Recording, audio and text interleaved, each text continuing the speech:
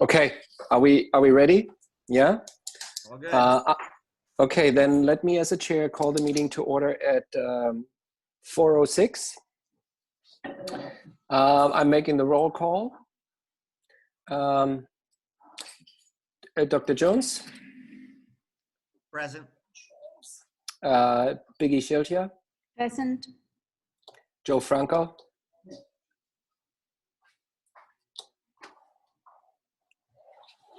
Oh, he says phone dial-in is disabled. Casey, can you see if that's solvable? Let me check on that.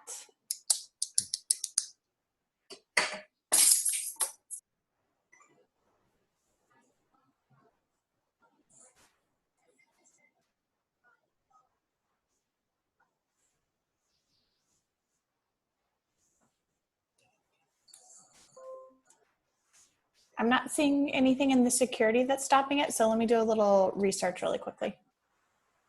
Hi, yeah, I connected now. Yeah, it works. For hear you. some reason, first time it didn't, then I did the test to get it. Okay, then Joe, now that you're present, you need to state you need to state that you are present. I, Joe Franco, is present. Perfect, thank you. Before we go into public comment, I'd like to make a couple of introductory words here.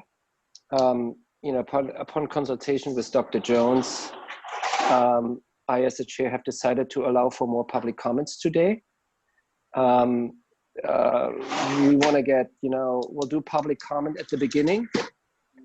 And if the public, so the public doesn't have to worry that the public can only comment at the beginning, we'll also allow the public to comment before recommendation of any option to the board. And again, we're not voting on the budget, we're just discussing the budget. And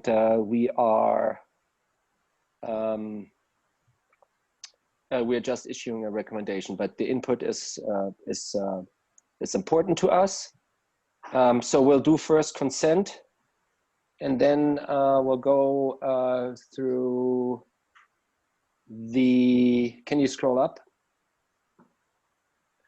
And then we'll approve the meetings, and then we'll discuss the items for discussion and action.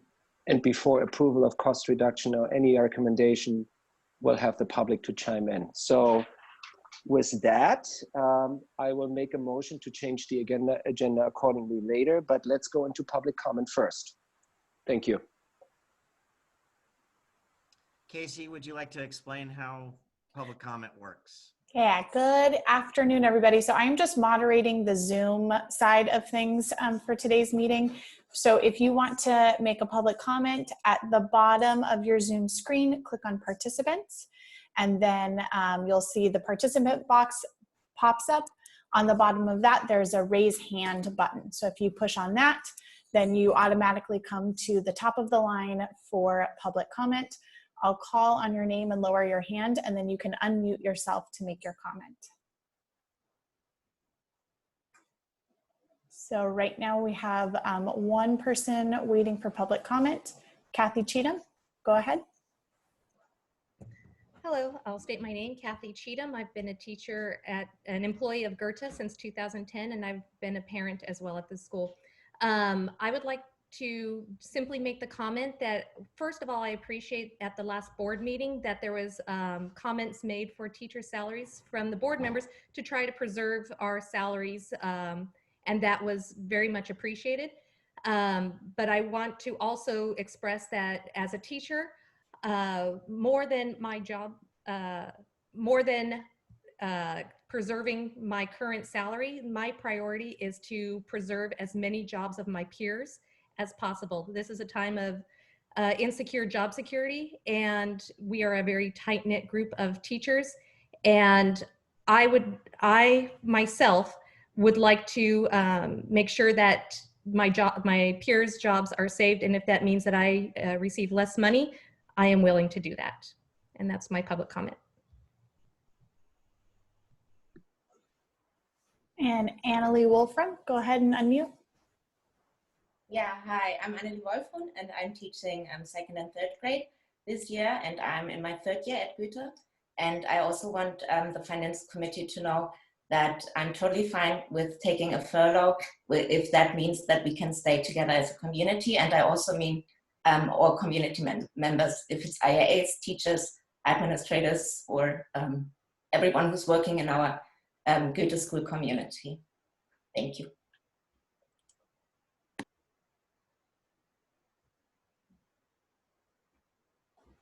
And Maya Mills. Hi, my name is Maya Mills. I am an IA for TK in kindergarten at Goethe. I also just would like to advocate for, I know that potentially eliminating some IA positions is on the table, and also reducing some full-time IA positions to part-time is on the table. I would just like to advocate to keeping all full-time IAs. You know, I think not only do we help in the classroom with behavior management and just educating students, but we also help to monitor at recess and lunch before and after school. So I would like to advocate for keeping all full-time IAs. Thanks.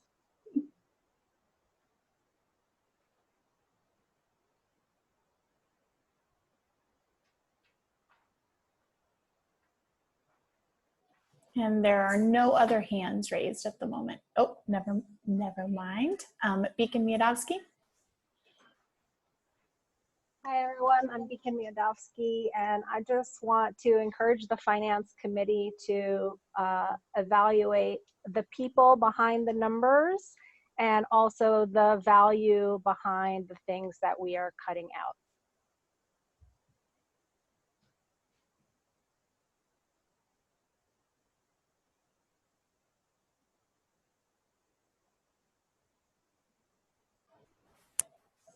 And there are no more people in line for public comment at this time. Thank you. So as part of that, I would like to move that we change the agenda to allow for public comment before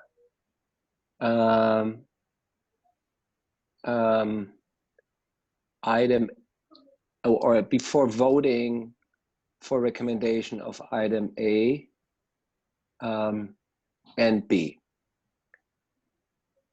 after A and B are concluded. Do I have a second? Wait, clarify that before the public comment would be before.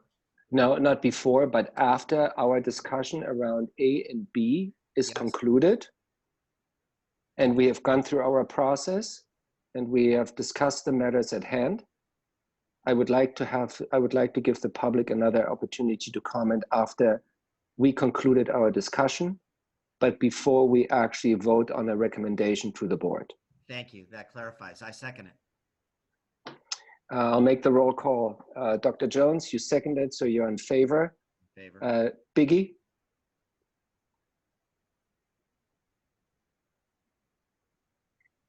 Sorry, was moved. Aye. Yeah. Joe? Aye. Okay. Motion carries. Therefore, the agenda was amended as per the motion. We have now approval of meeting minutes on 5/11. Do I have a motion? I move. I second. Therefore, I'll make the call. Dr. Jones moved. Biggie second. Joe? Aye. Frank, aye. Motion carries. Item 5, items for discussion and action. A, preliminary budget and discussion. Introductory words. Again, I understand that Dr. Jones has new data for us, and that an employee survey was conducted. and that there is new data for us to consider. With that, I would like to hand it over to Dr. Jones. Your floor, your meeting. Thank you. Scott, could I ask you to relinquish the screen?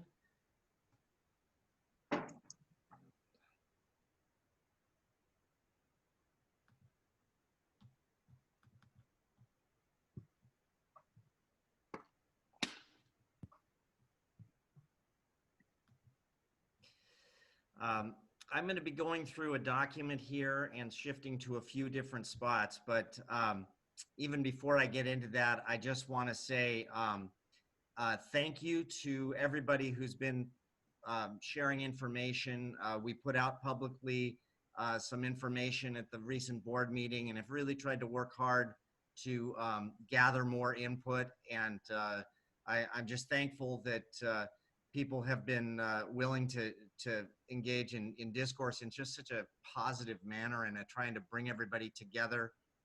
These are difficult discussions. I think they're discussions frankly that are pretty long overdue. And I'm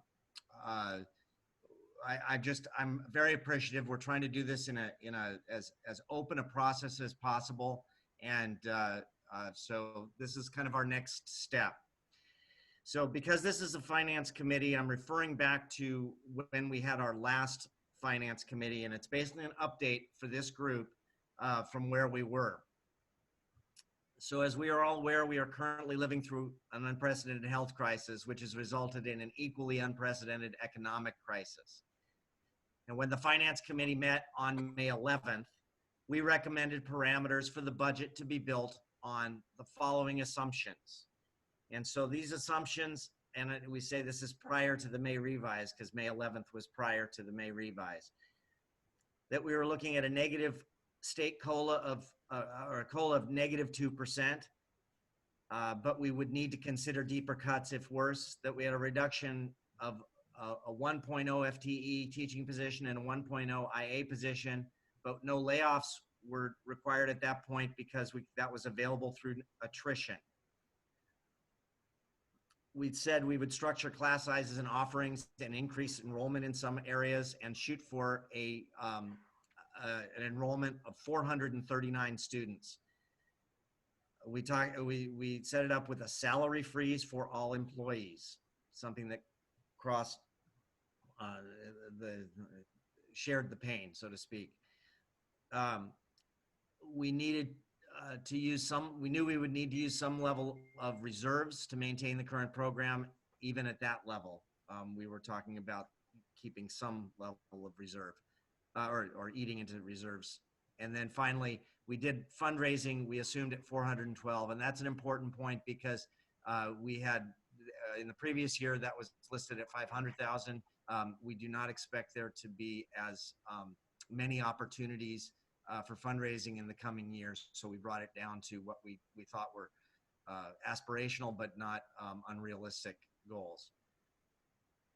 So the budget we had been preparing did not fully balance under the -2 scenario, but it was about where we stood for the current year. So this was at -184, and I think our current year is at -188 or 187 something.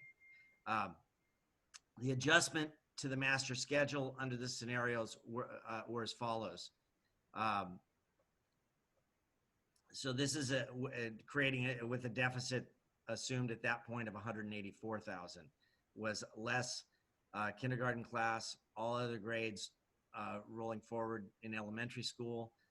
TK is a single English only classroom, that language acquisition classes in a single classroom in grades 3 through 5, which is a switch from previous years, that we would have 3 middle school teachers at 6th and 7th grade, that PE would remain essentially the same, but 6th and 7th grade would be combined and taught together.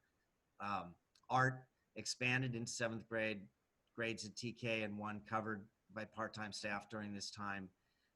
Spanish is expanded at 7th grade, reduction in hours per week in grade 3. Exploratory courses expanded to 7th grade, and then including Code Rev and PS Arts, outside consultants that we worked with last year. MYP would either offer German or Spanish for language during the regular day, and then maintaining 1.0 FTE coordinator, split between IB language in preparation for proposed material revision in the language program, and then reviewing the entire coordinator program at some point during the year. Those still maintain some pretty robust parts of our program, and there was still some cutting to do. We were at negative 184, but it was, we were in discussion mode at that point. Then on May 16th, we heard the governor's May revise. That recommended a 10% budget reduction. This suddenly put our planned budget at a negative 477,000. That's a big jump. And losses at this level are simply not sustainable. It would put GICS out of business within 2 years if we did nothing. There's no longer an option to kick this can further down the road, as has been done repeatedly over past years. I want to take a moment to share with you where this came from. This is the multi-year budget summary that is a part of the budget that we had prepared at all those things I talked about at -2 income. Well, switching it to -10 income, we mentioned that number 477,000 down here is the net income, and this is in the year 2021, the forecast. So you can see across here, this is the current year we're in, 1920, the forecast for 2021, the year out, 21-22, and 22-23. So moving down to net income, the current year, we mentioned we'd started the year with an assumption of 401,000 to the negative, totally not a sustainable number. We've worked really hard to get that number down to 187. We're still going to continue to work hard for that and moving it down, but that's we're still looking at a negative this year. Add on to that $500,000 next year, 477,000. The following year, we're assuming some increased in enrollment, which brings that number down to 327, but still in the negative. The following year after that, that number down to 106, moving in the right direction, but still in the negative. So how much can we bear being in the negative? Well, that's where the question below, at the end of this year, under ending cash balance, we're looking at 831,000 in our cash balance. Under this scenario, we would be looking at only 323,896 in our cash balance. If we did nothing, the following year, we would be out of money. So that's when I say in 2 years, we are out of money if we do nothing. I'm not kidding. This is serious and we have to do something. The year following, we're even more bankrupt. So that's the issue that we're trying to rectify. And of course, we're trying to figure out how we do that. 70% of our, about 70% of our funding, our expenses goes to salary and benefits. The other major part is our operations, which are all the things that we sub out for, which include our back office. We do that for our legal. We do that for all of our special education, and all those kind of services are a part of operations. Keep in mind that for something like legal, give an example of what we've already been trimming. A year ago, our legal costs were $110,000 for the year. This year, we trimmed our budget to make it 70,000, and we're coming in where we expect to be around 40,000 for the year. So that's what we projected for next year in the budget. We already brought that number down to what we think is a much more realistic number for legal. And this is even the fact that we're in potentially a lawsuit, but fortunately we've been able to get the legal fees of that covered under insurance. So I just want to give you an idea that we are already working on serious big time things to reduce the budget. Legal is an example of that. So that's a pretty scary document. Oops. But it's the reason why we're here and why we have to do something and make cuts. So if you've been following the budget woes in the media, it is just not good news all the way across the board. The main message is that the governor is recommending the legislature to reduce LCAP funding to the schools by 10%.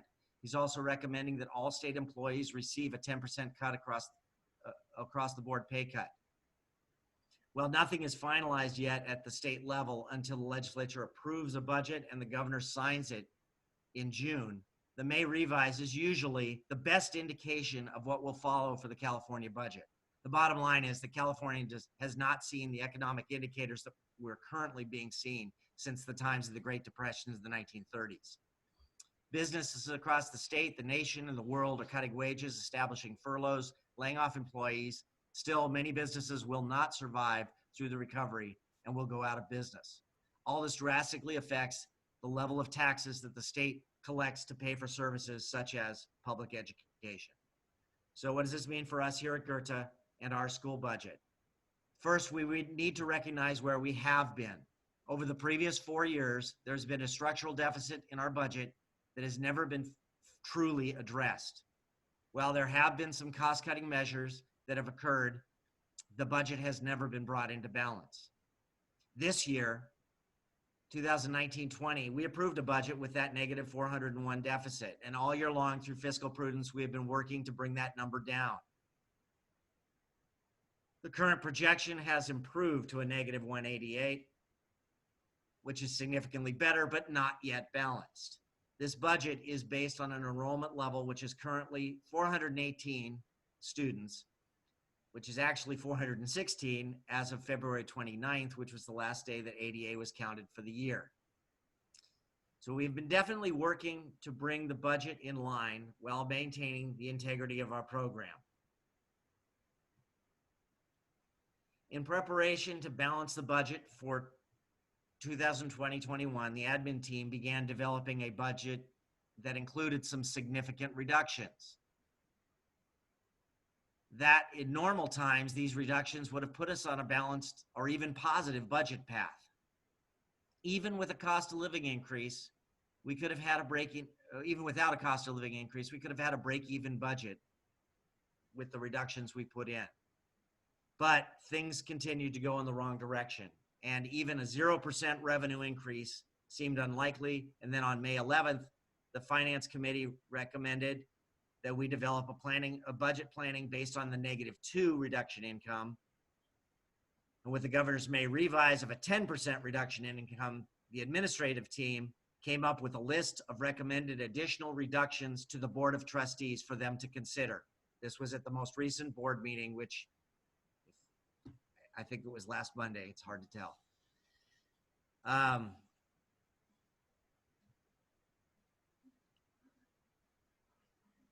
We listed removing stipends for split grade level assignments. We listed reducing teaching positions by an additional two FTEs. And we designated those, one from MYP and one from PYP.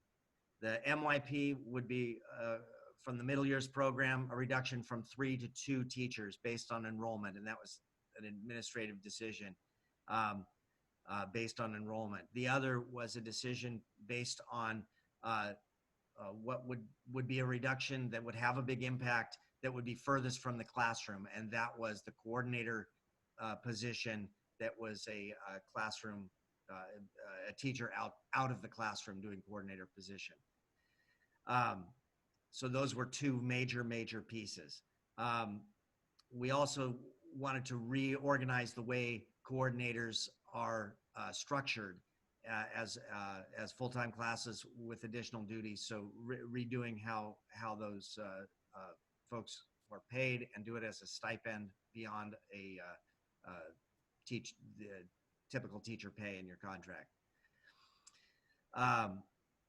We looked at across the board pay cuts, which we suggested, which was we suggested we wanted to take the lead as administrators, that we would do a 10% reduction, and we'd ask everyone else to do a 5% reduction. That equaled $149,000 total between that administrator cut and then classified and teachers cut.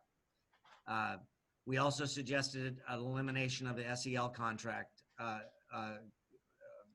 contract for the SEL consultant, which is something that was brought forth here at the Finance Committee with some really well thought out and important comments. But in looking at the big scheme of things, that was one where we felt we could provide those services in-house. And finally, eliminating the MYP exploratory vendors, which are PS Arts and Code Rev, which did a great job for us, and we really, they were great, but we felt like maybe with our internal in-house skills of our various teachers, we could figure out a way to make exploratory work.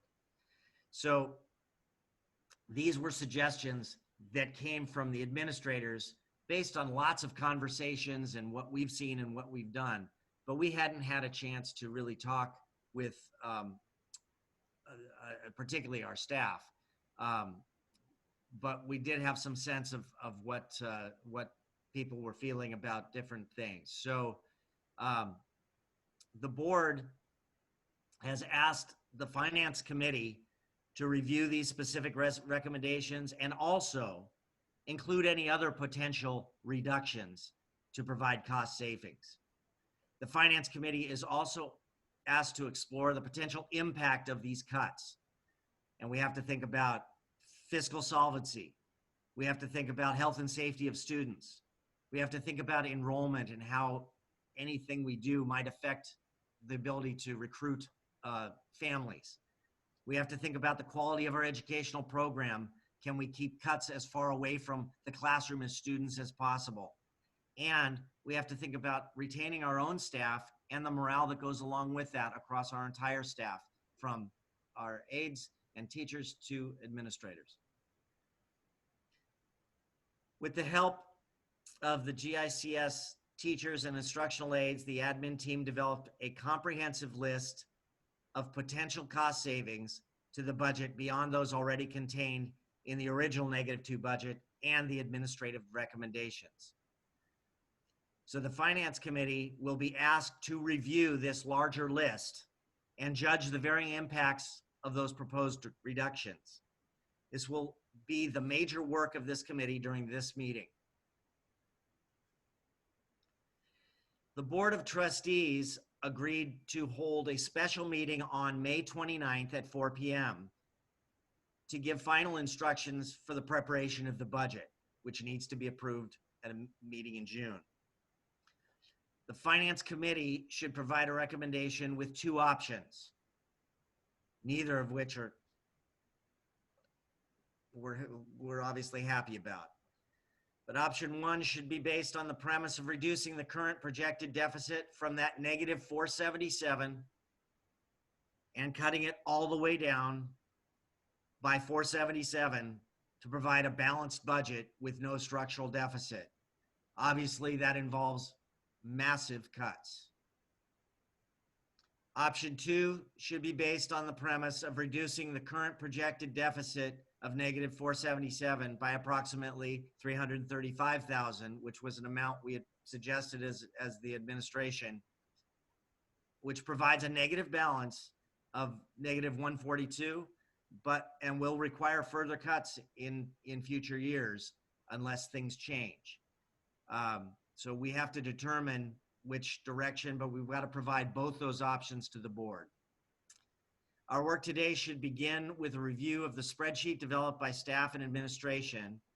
A survey of staff was administered on May 19th to get feedback about different types of reductions that directly affect staff, students, and programs. The results of that survey are included in the notes of the spreadsheet. So I will share that spreadsheet with you. So this is a spreadsheet that we developed. Make sure I have it. This is a spreadsheet that was developed, actually it was initiated by teachers. A couple teachers who said, hey, we've got some ideas. And then we honed together with a group of teachers yesterday to talk through it, get more ideas, throw a few more things on there, and compare what priorities existed. And we shared the information that came from the staff themselves because they hadn't seen those results yet. And I have to make a caveat because we are sharing that information that was a staff survey. There were comments that were also made, and the administration has seen those comments, but we are not sharing those comments because a lot of them were very personal. But we are sharing the kind of hard data. And we have to remember, and this is really hard, we asked people to look at this from a point of view of not people, but rather programs. Not easy to do. And I can't say that people were able to do that with 100% certainty. In fact, I'm sure they weren't. But that's what we asked, and that's what we ask us to do. We're asking us to do right now is try to think about program, think about impact, think about the big picture. And some of these things that are down here are, none of them are easy.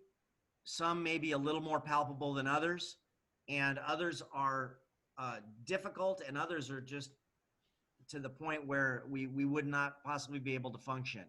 But we did try to list a whole bunch of different ideas. I'm going to stop right there for a second and just ask our finance committee members if they have a specific question before I go into the details, because this is really now we're going from to the next thing on the agenda, which is reviewing this spreadsheet. Any questions from the finance committee? Chris, can I add quickly, just to make sure the survey was answered by 28 staff members, so not everybody answered the survey and not everybody answered all the questions for the percentages. Some people only made comments. So Chris and I will make sure that those comments are conveyed in a way that they make the impact that they should make, but the numbers in the percentages are not a full staff survey. So what they reflect is percentage of those who filled in that portion. So we had about 28 folks who turned in a survey, and there were probably 5 or 6, it varies on the question, who didn't contribute to the percentages that are there. But we have no way of knowing what their decision was, so all we can go on is based on the percentages that are there. But we also do have the comments, and Biggie and I will do our best to share that.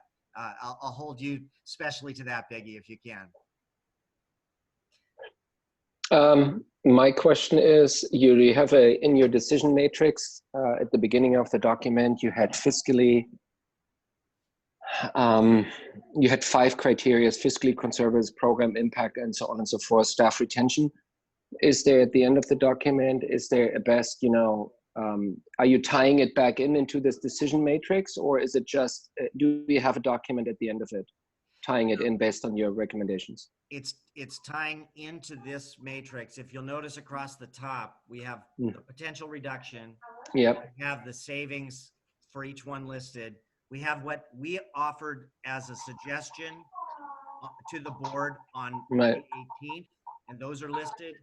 I put option 1 and 2 where we can play around with some numbers, and we can put that in, so we can play around with this and actively work on that, and in the end have an option 1, which we said is to get a balanced budget, and an option 2, which is a nearly balanced budget but not as close. And then the place of impact is where we can fill this in. And I will be quite honest, I was hopeful I would be able to have that more filled out for this meeting, but the time frame that we're in, it'll be part of this meeting. And moreover, we may not come to a conclusion by the end of this meeting.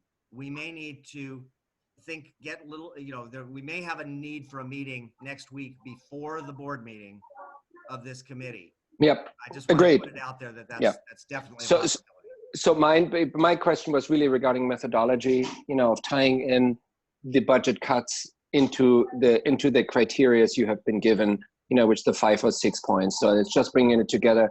I see where we can do this on the impact. I have no further questions. Thank you.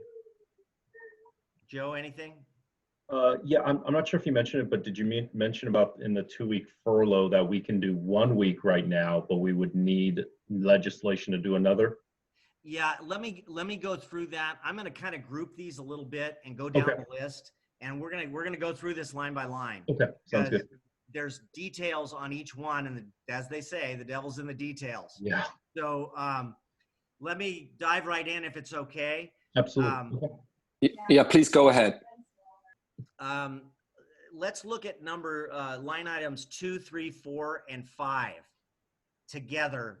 They represent a question we asked our staff, and staff are the ones who are impacted by this.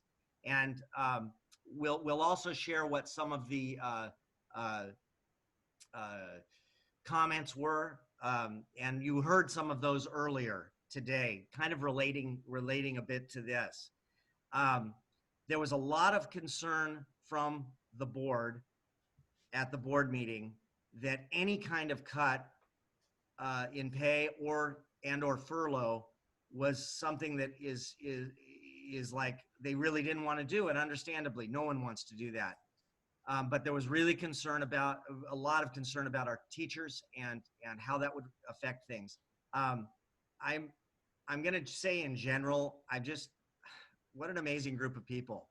And I'm not talking about instructional aides, teachers, everybody across the board who've said, okay, we recognize this is not usual times and we have to do something. And the message above all was we're willing to take some level of cut, reduction, furlough, as long as we are trying to save as many positions as possible.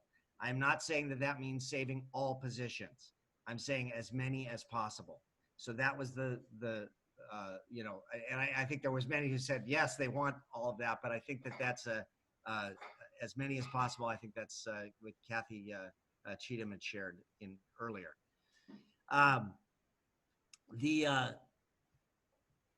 In the survey, we gave 3 options.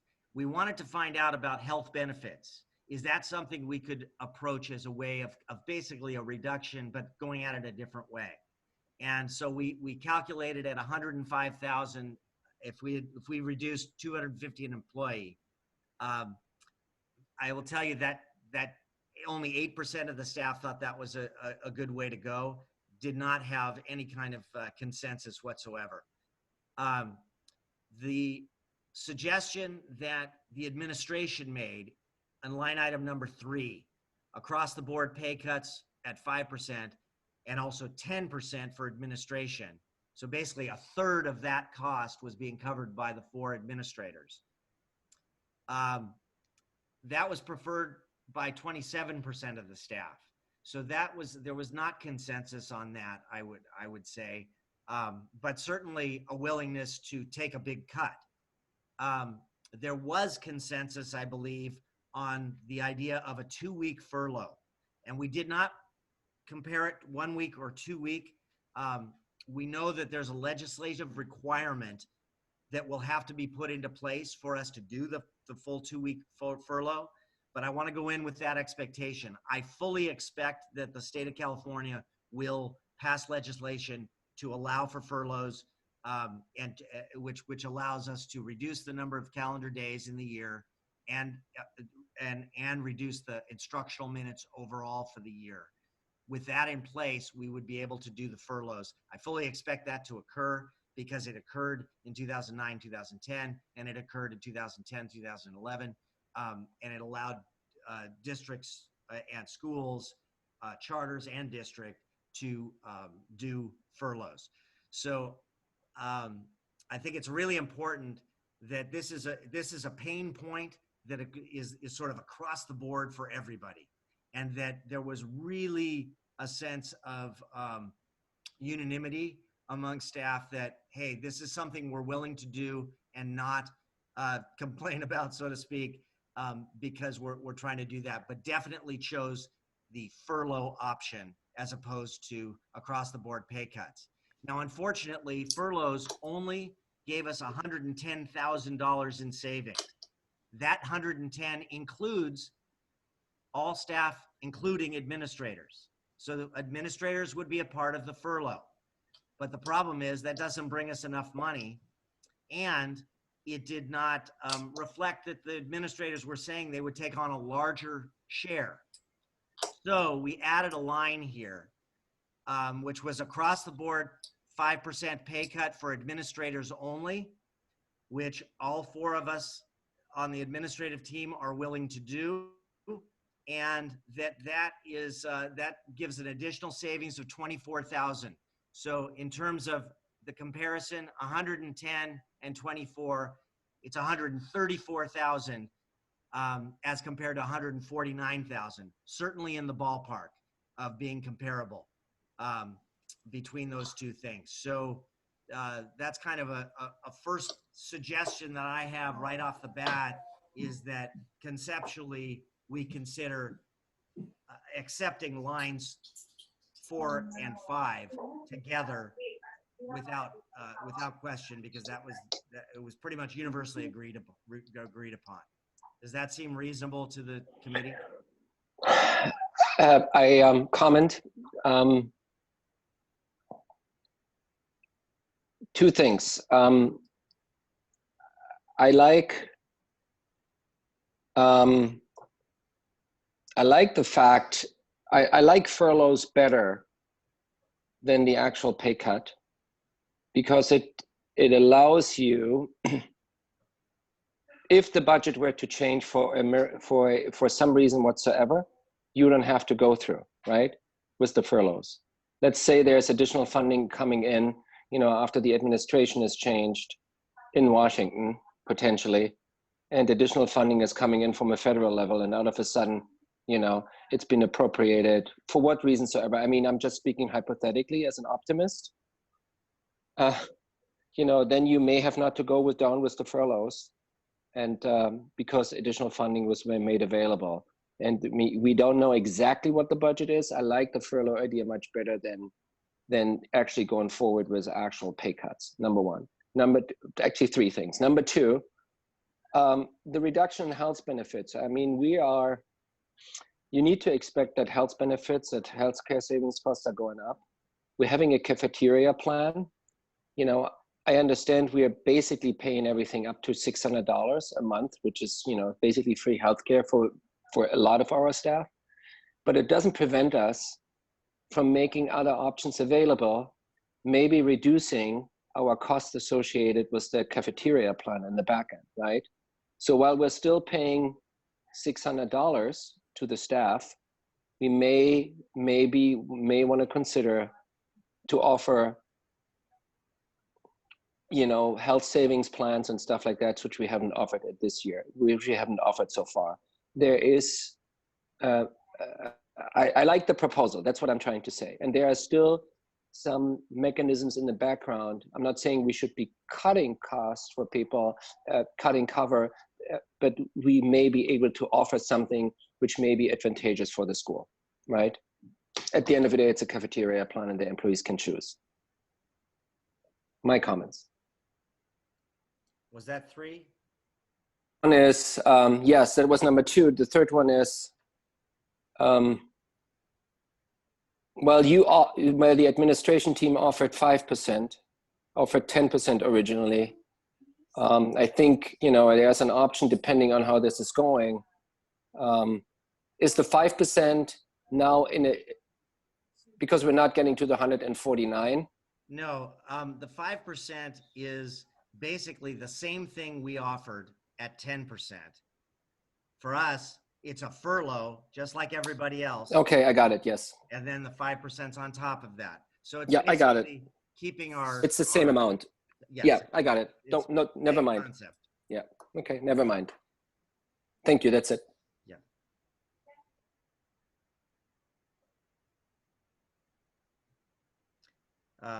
Biggie or Joe? I don't have any questions. Okay. So then the question is, you know, on the impact, what were the 5 criteria on the, you know, are we doing this item by item? I would say we could, let's see. You have said that, you know, Could I, yeah. Becky, I'm sorry, Casey, could I ask you to separately keep track of that as we're going? Keep track of the, Impacts and have this, is it possible to have that live, or you've got too much going on? no, that should be fine. We've stopped with participants coming in for a while, so. You may want to, you could pass the host to Scott.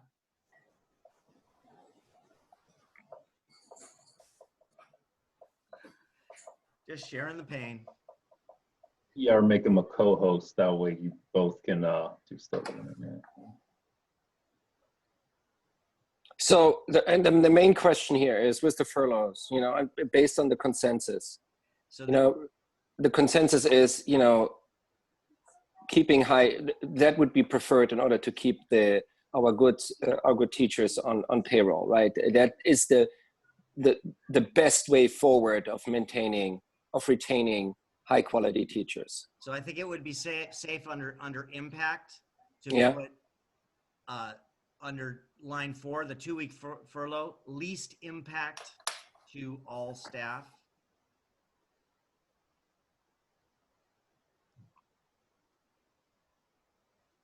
And under number 5, the impact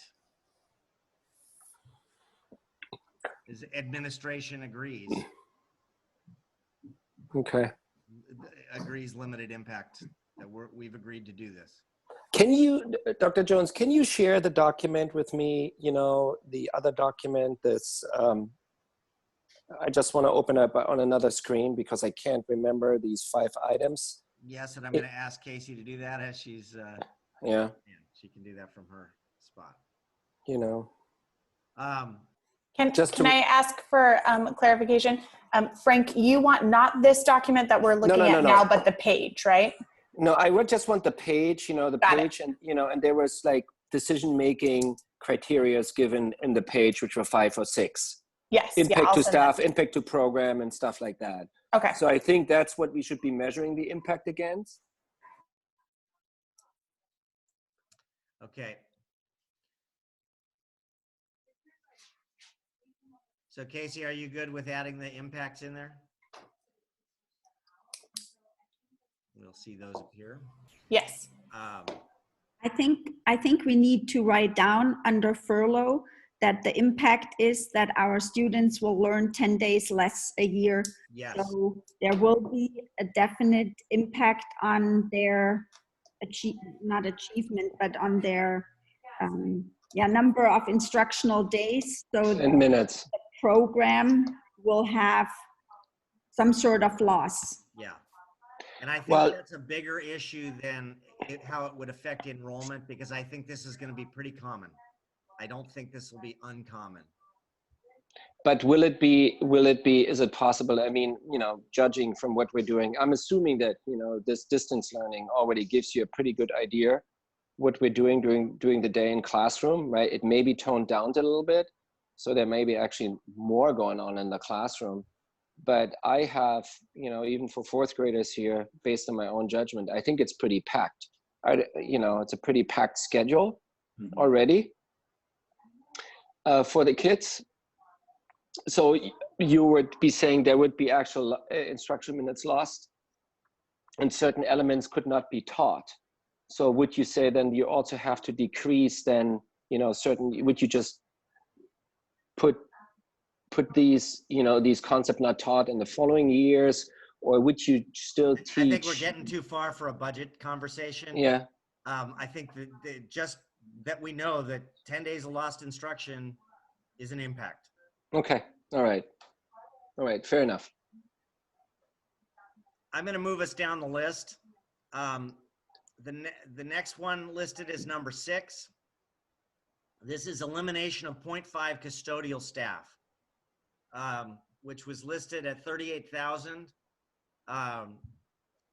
And this was where staff could list different things that they thought might be as palatable as possible. So 68% of the staff listed this as a potential cut. There is definitely, and this is impact, it's a health and safety concern.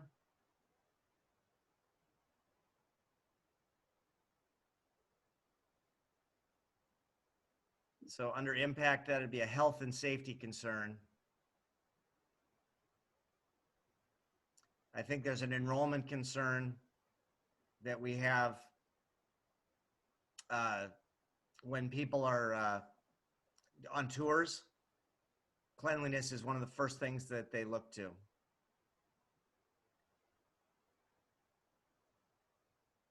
So question, is that the additional person will pay for, we share with the LAUSD? Yes. What if we were to ask and say, hey, we can't afford it, you have to pick it up yourself? What would be the position on LAUSD? They will lose their half, so there'll be a person cut from LAUSD, which I think will severely impact. They'll take it out on us, frankly. I think it will severely impact, and I'm very, very concerned personally about reducing this one in time of COVID-19. Okay.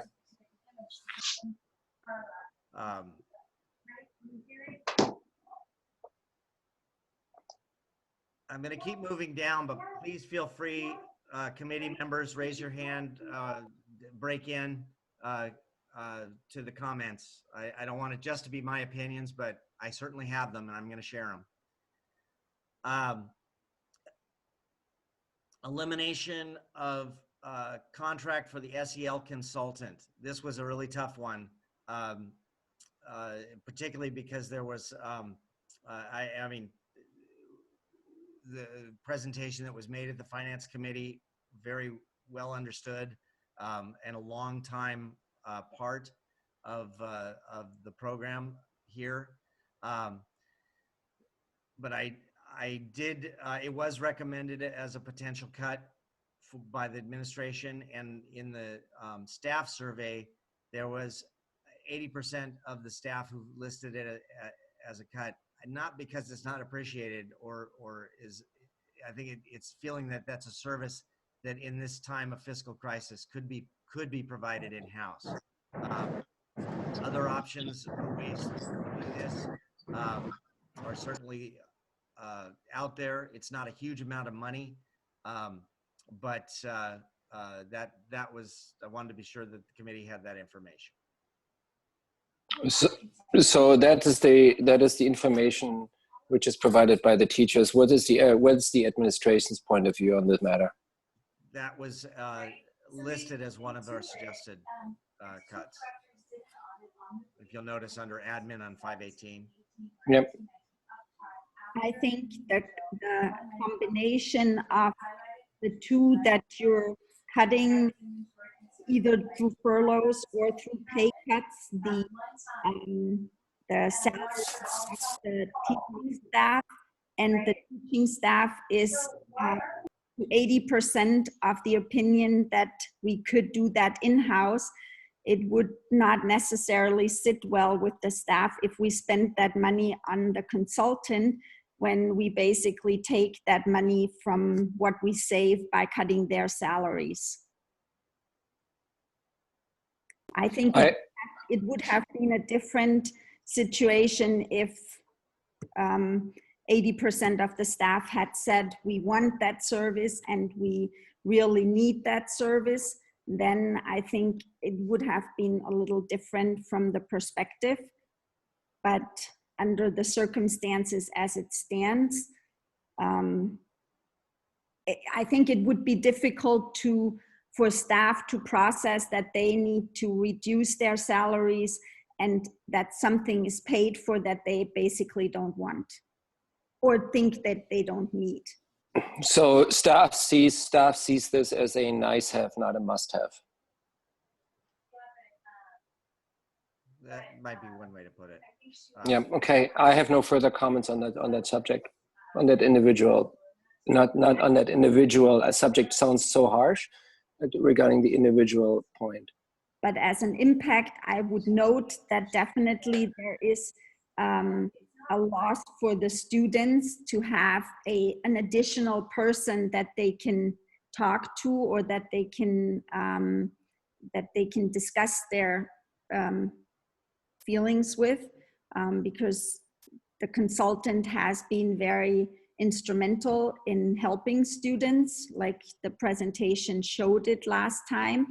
And it's not always the easiest for the student to talk with the teacher. So it definitely is a loss for students, like Casey just If I can add one more piece to that, Biggie, if I could add one more piece to that, I think it's a real loss in times of crisis. And the crises that we've dealt with a lot have been people passing, but there are other crises as well. And I think that that's really a point of that is clearly affected.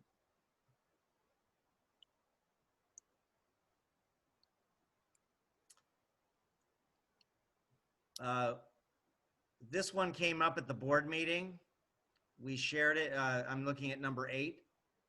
That we have an Arrowhead cost for the service is about $9,000 a year. 64% of our staff mentioned that might be a potential cut. Maybe a potential parent ask if it were cut. I think impact is that health and safety of students. Maybe there's a way also to reduce. Maybe does every classroom need to have one? Maybe groups of pairs of classrooms could have one. I don't know, but it's just a thought. So this water is the coolers in the classroom? Is that what that is? Yes. Okay. And where it's specifically an issue, well, it's an issue everywhere because the water is not readily available throughout the campus.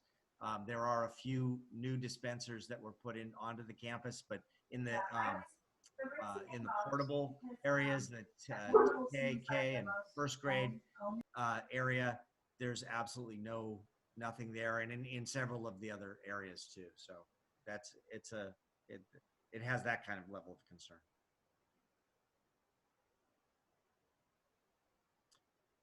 Yeah, so consensus is,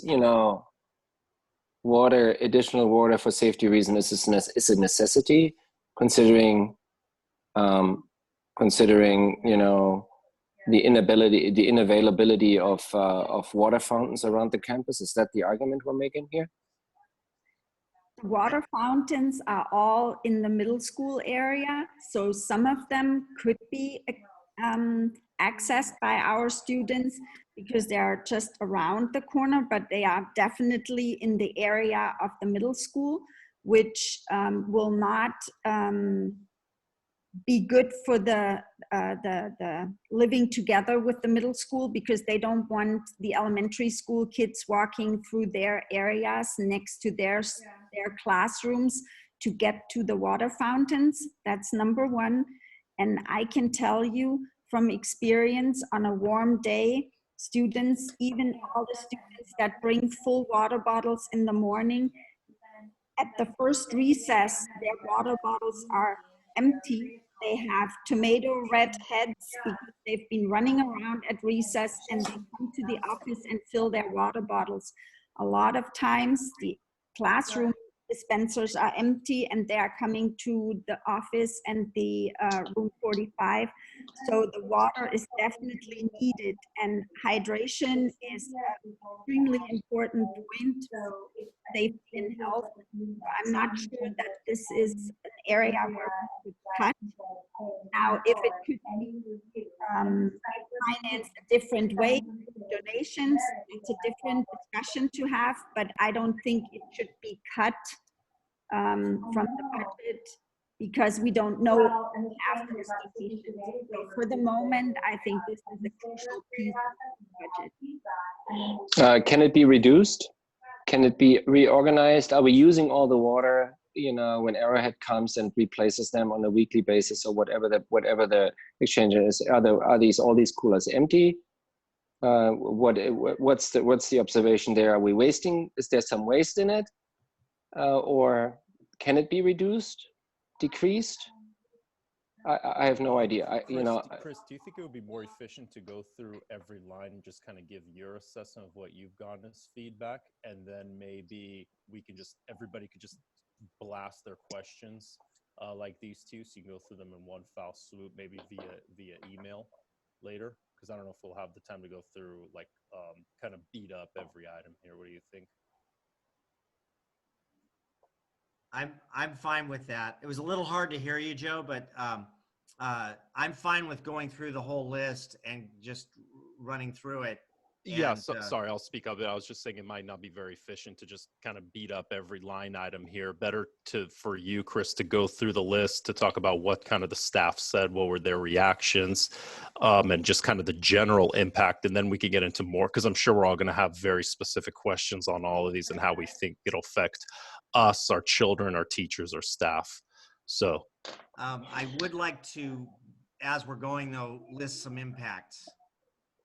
But let's not get into the... Oh, of course, the nitty gritty. Yeah, please. Yeah, by all means, go ahead and just list what you believe is the impact from your experience, but rather than just getting into the nitty gritty. Well, just one point, I'd like to push back a little bit on that, because at the end of the day, we're talking about stuff reduction. And then if we don't spend the time as a committee to go through the nitty gritty, I'm all for it, as long as we make enough time to discuss this. I really want to have a discussion about the nitty gritty, because that's where it belongs.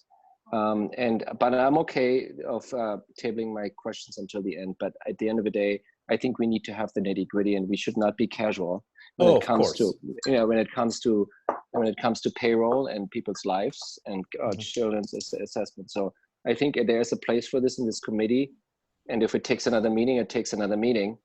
But I don't want to go to the board. But all I'm saying is Chris should get to the end before, and then we can either go through it, and if we don't have time tonight, everybody should email Chris all their questions and concerns, and he should eventually respond to them. But yeah, let's get down to the end of this list, and then we can kind of go back to everybody's comments. It's hard for me to see how long the list is, and so how long is the list? How long's the total list, Chris? I think it's just a few lines past so we can see. 35 lines. 35 lines. Okay. So we got some headway. Yep. Okay. Go ahead, Chris. Yeah. Let's keep going. So removing stipends for split grade assignments and yearbooks. This is something that was recommended by the administration to the board, which was a way in which it's a small amount, but it's something that we've done in the past with teachers who are teaching at 2 different grade levels, where they're doing a full teaching load for the 2 different grade levels. We'd given $1,000 stipend. So we were suggesting we remove that. So that affects, the impact is on teachers, and I'd say, there's a potential morale issue on that. Yearbook, we've given stipends. The yearbook this year looks amazing because of it. We've had 2 teachers who have just put phenomenal work into it, but we do feel like that's a very expensive piece, and that we can maybe think of a different way to do it. So that was something we'd put in there. Number 10, elimination of contracts for MYP vendors. 72% of the staff had put that down. The administration had put that down. This was a tough one for me, frankly, because it was part of the building of the middle school program initially, was this idea of bringing in outside groups and really kind of have something special for it. But we did feel like we have some great expertise that we can make this happen internally if we're creative with our scheduling. So the impact is, it's not maybe, bringing in outside agencies has a potential to look good and feel good with kids. So I think it has an enrollment impact for middle school. It's also going to have an impact on our teachers, because teachers who have a certain talent but haven't taught that at the middle school level might have to take on additional preparation and duties in order to teach some courses at the middle school level. Yep. But it was something recommended by admin, and it had pretty fair consensus of 72% of staff thinking that was a decent one. Okay, moving down. On line item 11, reduction of hours for office clerk position. The question actually came up with it was a position that was recently vacant and was replaced. So I wanted to give a background to the committee that there were actually two positions that were vacant. One was the office clerk receptionist position, and the other was an account clerk. Of those two positions, only one was replaced. So the office has already absorbed a position. And when I say the office, what I really mean is Biggie has absorbed a position and the work that is involved in that. What I'm going to share is what I observed, not this year, but last year as a consultant. I watched what happened in that office when there was no one at this position, when there was no receptionist. And what was happening was not even controlled chaos. It was just plain chaos. Nothing could get done because of constant interruption, both at the buzzer gate interruptions, people there interruptions, and there was just nothing able to be done during the regular school day, which just meant people worked in administration and just worked hours and hours after. So I'm very, very reluctant to eliminate something that would break it down to then two positions.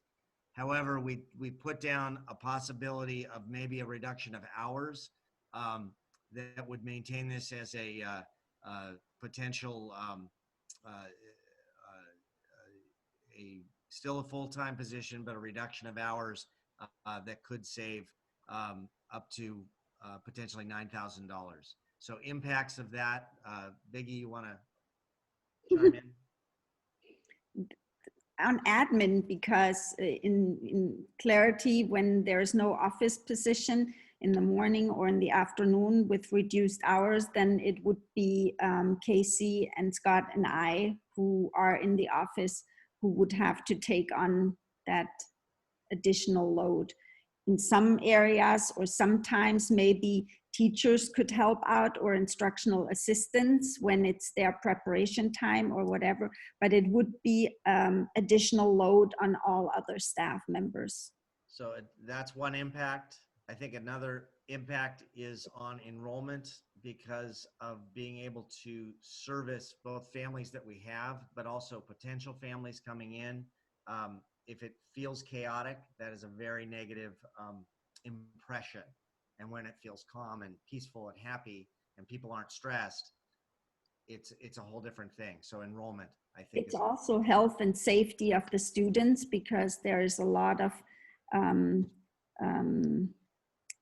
chaos going on during the times of recess or lunch, when students either get hurt or get sick or got into trouble all of those students come to the office and have to sit there and wait there. And if there is no one who can specifically take care of them, then that would be an impact on student health and safety. Okay, moving forward, number 12, line item 12, changing one full-time to a part-time teaching position. And this is a little tricky because even though we put down $30,000, it needs to, first of all, have a teacher who's willing to go to part-time. It's only cost savings if a position, half a position is actually eliminated from the schedule. So it gets a little tricky as to whether we actually can save money with this. If 2 teachers were interested in going to half-time, we could save some funding on this. But there's no obvious half-time position that in the master schedule that would be resultant of this. So that's impact would be I guess whether or not it's cost savings is unclear, and I know that's not exactly one of the impact areas, but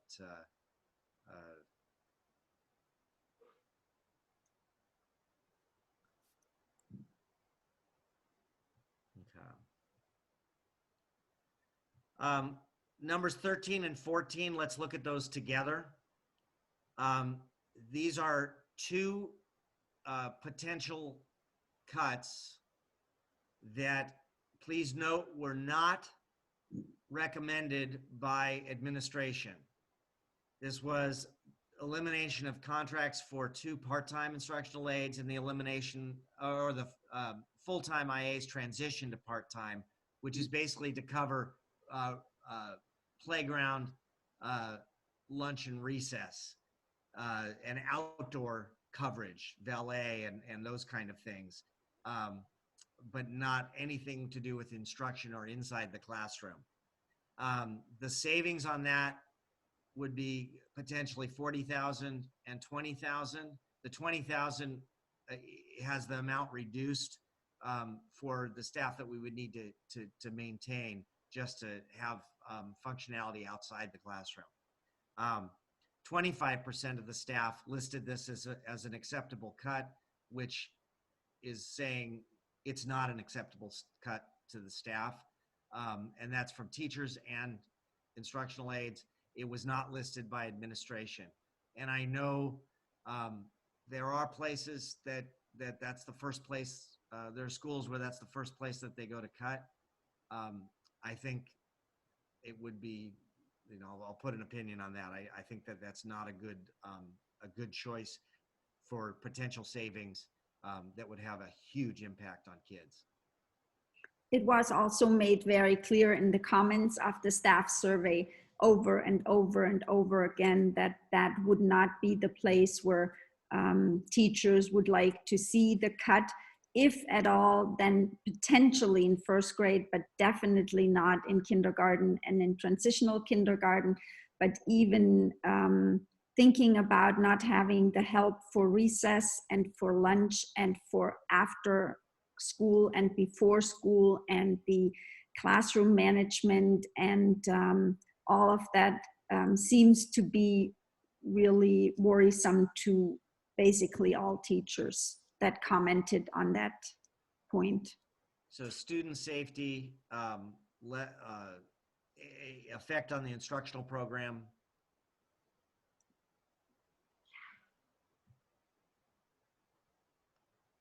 I would put definitely more workload on the teachers. Okay,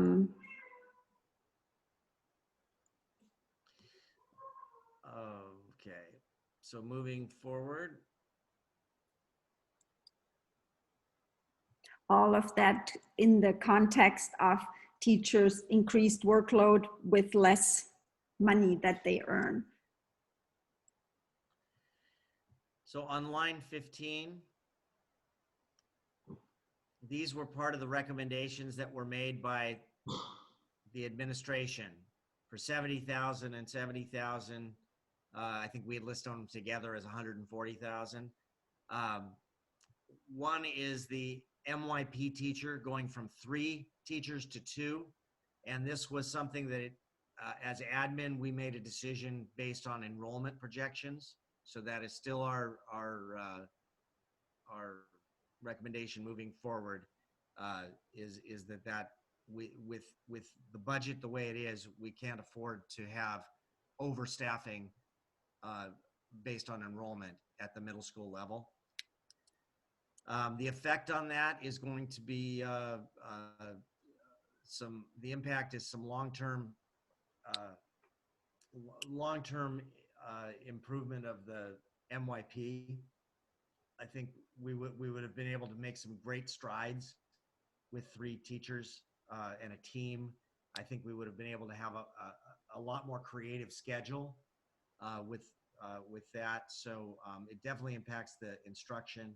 I think it impacts enrollment at the middle school level. But again, this was something that the administrative team put on there. It wasn't even on the teacher survey because it was something we had chosen as administrators. And number 16, reduction of 1 PYP position with no out of classroom coordinator. I do want to point out that, well, this is not, we're not talking about people here. We're talking about a program, and what is something that is furthest away from student impact.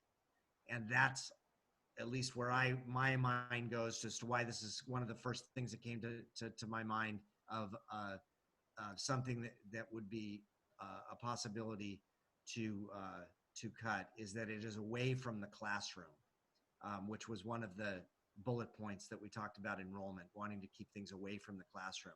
So not having a teacher basically on assignment and being a coordinator. That was a really agreed upon. I think there was a more than consensus on that, with 90% of the staff listed that as something that you know, given the crisis we're in. I think it has long-term impacts, but less short-term impacts. So long-term impacts, I think are pretty big. It has impact on whether we can, you know, about our renewal for IB. It has impact on our material revision. It'll have impact on administrators,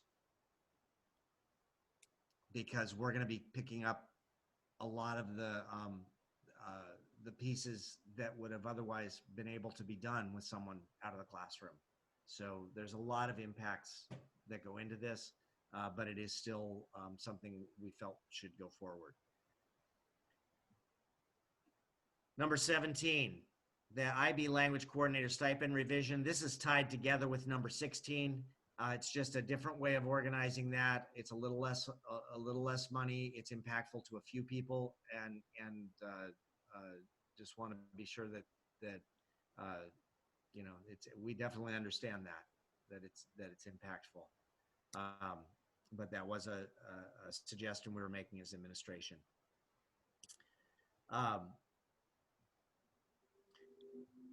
Line number 18.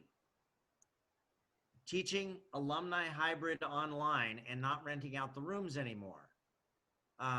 This was an idea, talk about, you know, out of the box, outside the box. This was a great idea that potentially we said doing a hybrid that would save $2,700 in rent that we normally pay for our alumni program by simply making it half and half. Half the time they come to campus and half the time it's done virtually. We felt that might even be better for some families, because it's hard to get to the campus and kids have lots of different things that they do at the middle school and high school levels when they're part of the alumni program. However, we even had a thought of maybe it could be all virtual. That we were kind of debating of whether there's that social piece that kids love to get together and see their old classmates and that type of thing. So we did leave it at $2,700, which was half the classes on campus and saving rent. but that seemed very promising. Number 19, reduce budget for MYP purchases for textbooks. Actually, 19 and 20, let's look at together. No new math program for next year. There's lots of ways to cut, but unfortunately, instructional supplies, any cuts we make do us no good because we are required to spend a certain amount of money on instructional supplies. And if we don't, we lose the money. So there's no benefit to us cutting in this particular area. So while we left it on there to be sure that people knew we weren't forgetting about that, there's no benefit to us in the budget for cutting back on that. With that in mind,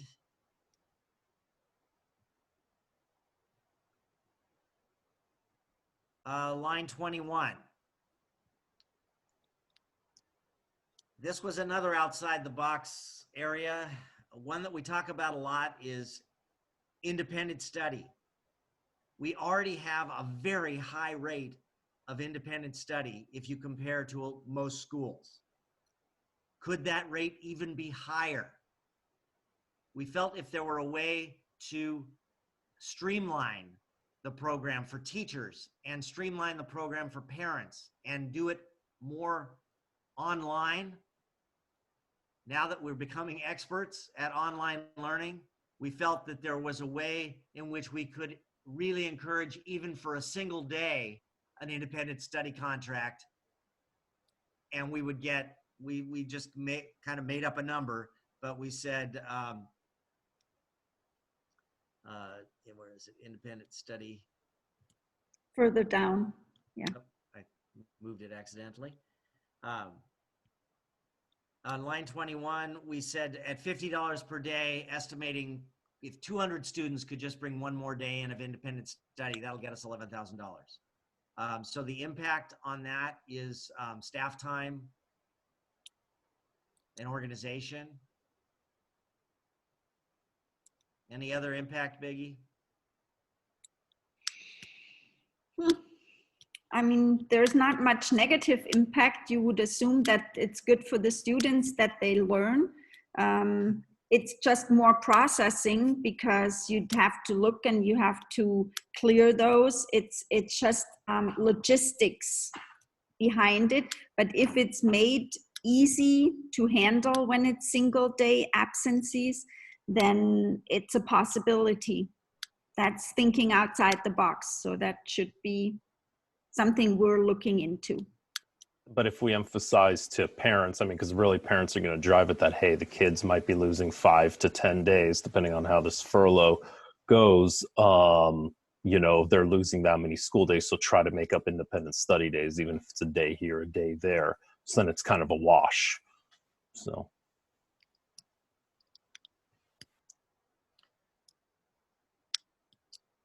Okay. Line 22. This was another one, probably should have been up with the others. Cataloging teacher resources, if we could reduce that. But again, it's in instructional materials and we wouldn't be able to really reduce. And so we didn't find any savings there. Line 23. Give teachers a max amount of copies for the school year, and potential codes for teachers was mentioned. Control color copying, downsizing the machine, the secondary machine that we have. I think it's rethinking in light of what we're doing right now with distance learning, how much do we need copies? And yes, if we're on campus, there's going to be things we need to do with copies, but maybe we can really rethink and bring that number down. And so we put a pretty bold number of $4,000. This requires some pretty drastic change in reliance on our printed materials that we've previously had. But we think that that might be something we could do. And in discussions with teachers that came up, this came from teachers. And so we think that there's maybe a way we can eke out that kind of savings. Related to that is a reduction in office supplies and paper. And by paper, I mean copy paper. So if we're reducing the overall number of copies that we do, And we could possibly ask parents to make, maybe each month a grade level, bring in a ream of paper or bring in a box of paper if you feel so compelled. But that would be something we felt we could reduce. We had an offer from the art supplies. We brought those down significantly. We had an offer from the Spanish program to bring down the amount of supplies on that. So we thought we could cut overall $2,500 from that budget and do things in a little different ways with Office. Even though I got to say, I think we're pretty frugal as it is. There's not a lot of waste, but we can maybe think of some different ways to do things. So the impact on that is on staff morale, which I think also copy machines morale. There's nothing more frustrating than wanting to get a copy and you can't do it.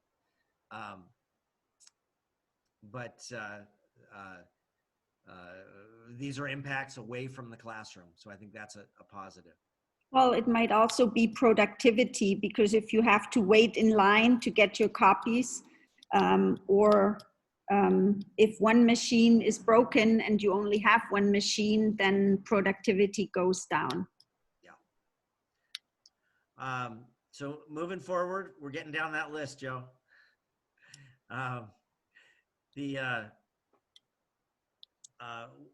We put one down here that we didn't add numbers in because we weren't really sure how to do this, but an incentive for teachers not using health benefits. There's very few, we didn't actually calculate the number, but very few staff that do take full benefits, and maybe there could be, for those that do, a way to reduce or incentivize that. We couldn't really quantify that, so we didn't put a number, but it was an interesting idea. We thought it was worth being down there. Line 26, using Scholastic dollars for non-book items already in budget. This Scholastic, we do the book fair and we get a certain amount of money, but they don't give us money. They give us credit, basically, with Scholastic. And in the past, we've used Scholastic dollars to build our classroom libraries. We feel like our classroom libraries are pretty good. There's a lot of books available there, and we're thinking that maybe we could, for 1 year, really focus instead on other things that you can buy with Scholastic money. And so what we figured that there might be $2,500 that would be somewhere else in the budget that you can use Scholastic funds for, and then purchase them instead of what was already in the budget. So it's again an impact away from the classroom, and it's more it's sort of a budgeting gimmick, but maybe we could get $2,000 eked out that way.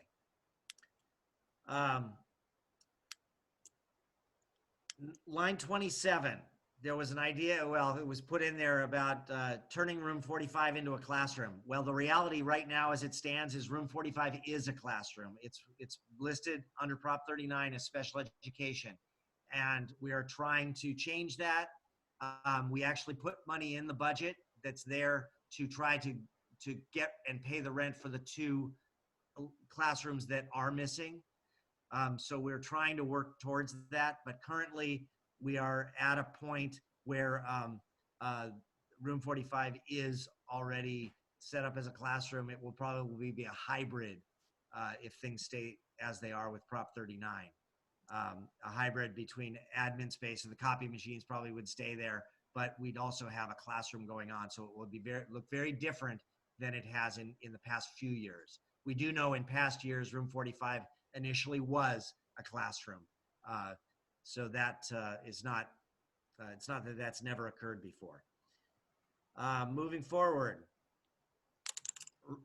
line 28, canceling of after-school events.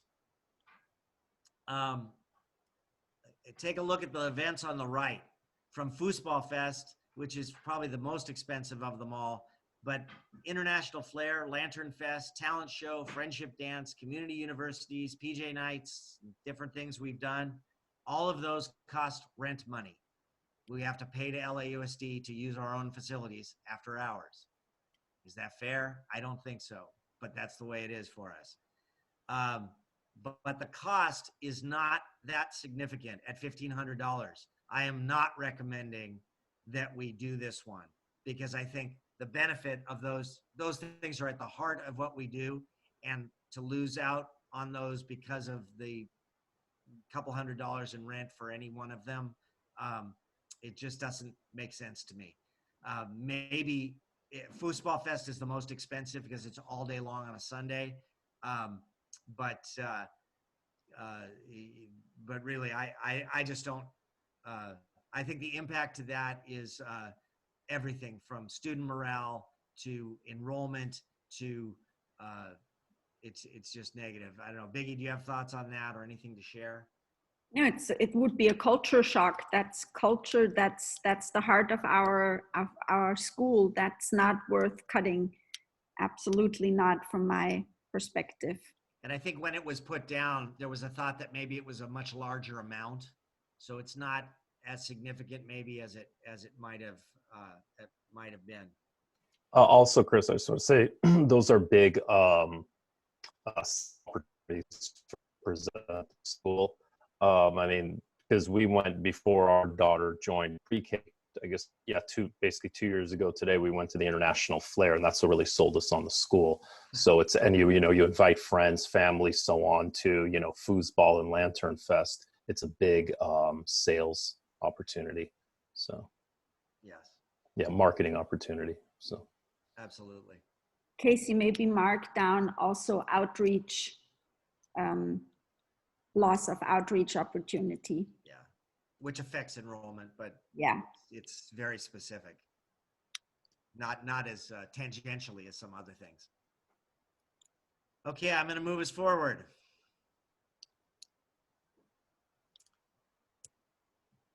Line 29. Don't order the 5th grade math consumable books. It's all online. Again, it's that curriculum stuff. So we just wiped those ones out. Line 30. Renegotiate phone service.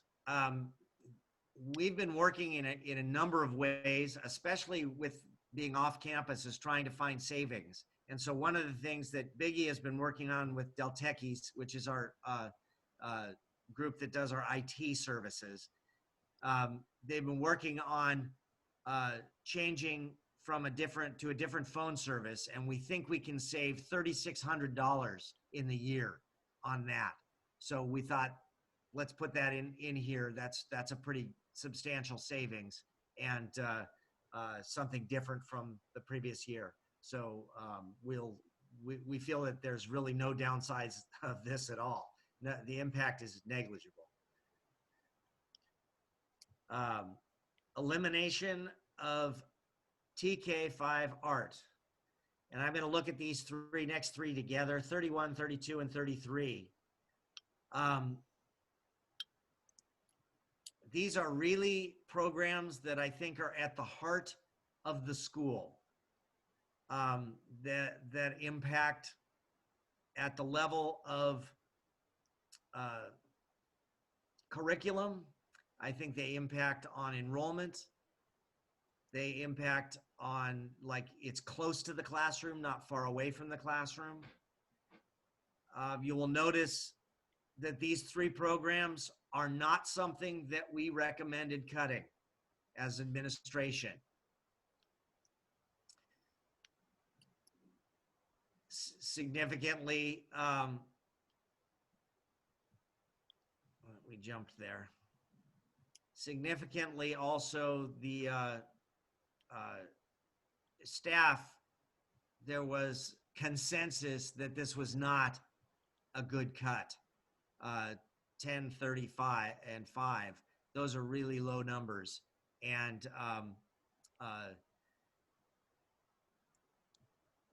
one of the things that we need to think about is with the folks who are doing this, in all three cases, we are morphing somewhat of their jobs into middle school into the middle school world.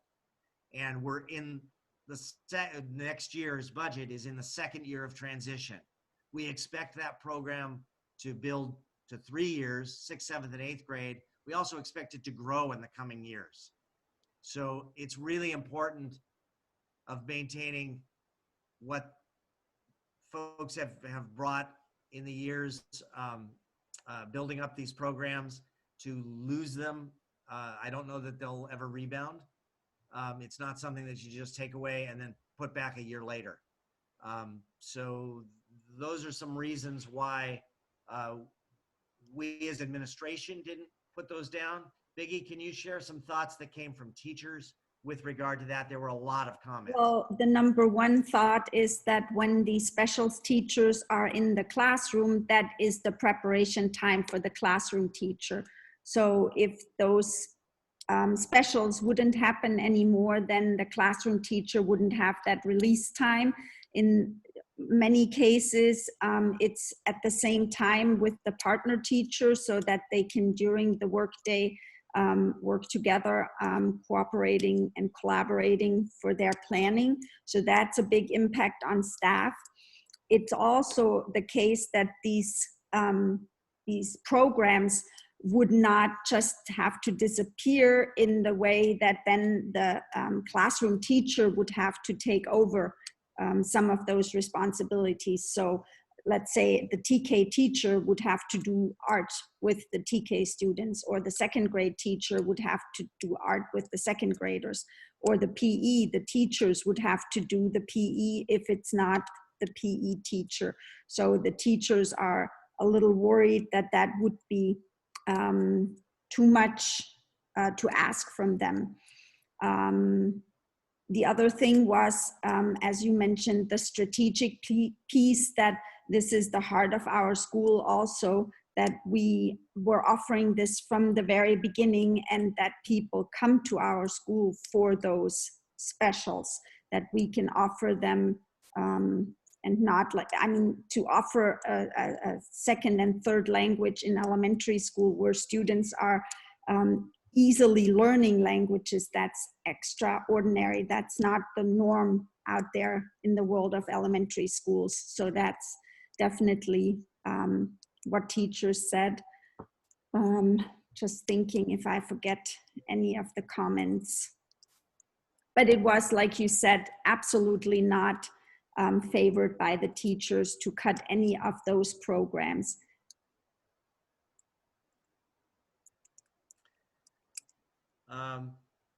Moving down the list, there was a suggestion made about what would happen if we eliminated the MYP candidacy that we are currently in. It's about $9,500 a year, so it's similar as we pay to PYP, and that the concern that we put in the notes is that this would start. We would need to start over in the IB authorization process. We are already well into that process, and it would put us several years behind if we were to re-enter it, or maybe we would never go into it. From my point of view, I think it's an essential piece of middle school program as envisioned and as part of the overall Goethe program, that IB is central to what we do. And so I know it's a huge cost. That's the struggle with IB is there are big costs involved in it, but I think it's one of the costs of doing business in how we want to set ourselves apart. IB is going to be the selling point from kindergarten through 8th grade. And so I'm putting out there that my opinion is that this should not be one that we cut out, that it would put us behind on moving the middle school forward. Biggie, any thoughts on that? Because we haven't really We didn't Yeah, have.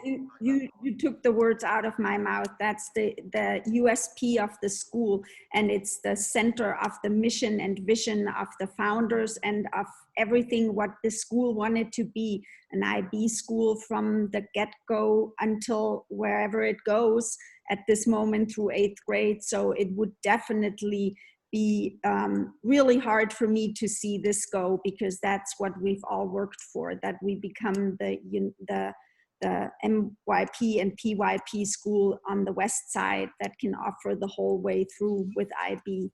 So it's not something I would cut. And then the final line we had was line 35. This was another idea that came forth, about $9,000 that we spend supporting what's called teacher induction. So this is what's referred to as Beginning Teacher Support and Assessment, or BITSA. It's a requirement of all teachers in California that they get their next level on their credential, and it has to be done through what's called an induction program. So induction, there are lots of different ways to get it. You can do it through university. There are different programs. The one that we've benchmarked is the county program, which is about a $4,000 cost for a one-year program. We're expecting a 2-year, up to a 2-year commitment to get the BITSA program.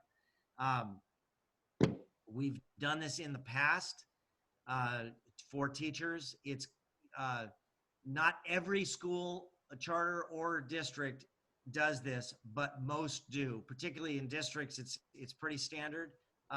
Provide something by way of incentive for reimbursement on induction. A lot of them have limitations of the amount. So what this was with this had been something we had earmarked for Title II funds, which we've never applied for before, but we are putting into next year's plan and we were going to pay for it out of there. There was a concern that throughout with the teachers we've had, this affects new teachers coming through, and we've always done this in the past. And so there's a great inequity of the teachers who have been here, who have already received this benefit, versus new ones coming in who would not. And so I think from my point of view, it's not one I recommend, but it is one to consider. But again, not one I recommend on the inequity standpoint. Biggie, any thoughts on that one? Again, these were new yesterday, so we really don't. No, just the inequity. That's, for me, it would impact teacher morale. It would impact, like Casey wrote, teacher retention, because we've done this for years and years, and to just cut that for the teachers that by coincidence have to do it this upcoming year, that just wouldn't seem fair.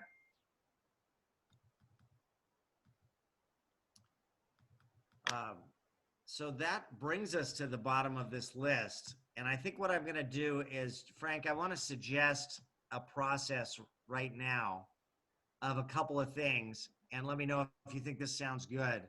I'd like to have the committee ask questions about anything that's on here. And then we'd open it up, like we said, for the public comment. And then I think we're going to have to bring our meeting to a close and meet next week, set a time to meet next week, where we could come back and really spend some time with talking about what would it look like for option one to get to the point of a balanced budget. What would it look like for option two to get within distance of a balanced budget? And move forward that way. Does that sound reasonable to you, Frank?